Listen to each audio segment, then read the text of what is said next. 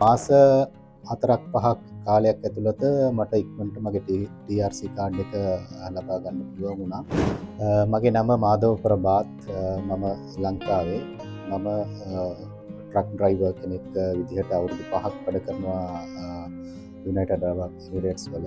Media එකෙන් මම දැක්කා ස්කිල් බී ටීම් එකේ ට්‍රක් ඩ්‍රයිවර්ලා හයර් කරනවා කියලා යුරෝප් වලට. ඊට පස්සේ මම එතනින් නම්බර් එක අරගෙන කතා කරලා ඉවරලා ඩේට් එකක් දාගෙන ගිහිල්ලා ට්‍රයල් එකක් දුන්නා. ඒකෙන් පාස් වුණාට පස්සේ මාව තෝරගත්තා ලිතුවේනියාවේ වැඩ බලපත්‍රයක් ලබා ගැනීම සඳහා.